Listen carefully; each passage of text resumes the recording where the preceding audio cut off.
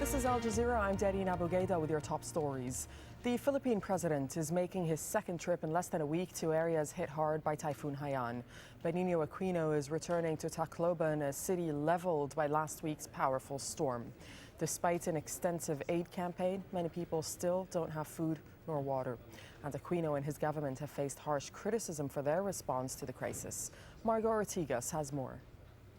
The problem here has always been that the national government has to deal with local government officials, and they're the ones tasked with distributing the goods to the residents in their areas that have been affected by the storm. Now, of course, as you know, in Leyte province, everyone has been affected by the storm, and that includes local government officials. So they themselves are undermanned in terms of trying to get people to deliver the goods to those that need it the most.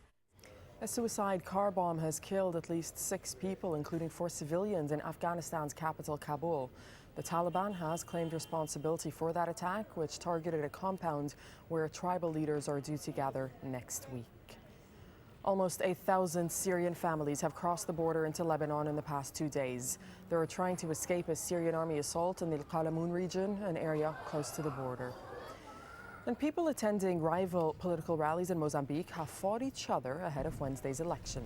The East African country is already tense as soldiers battle members of the former rebel group Renamo, which recently pulled out of a ceasefire agreement.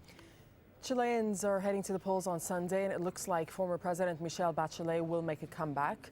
Voters have to decide between 9 candidates. Daniel Schweimler reports on one way voters are making up their minds.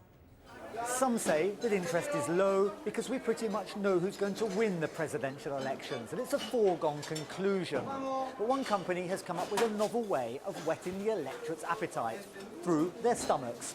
There are 9 candidates, there are 9 hot dogs, each with ingredients chosen by the candidates themselves. One strictly vegetarian, a couple pretty spicy.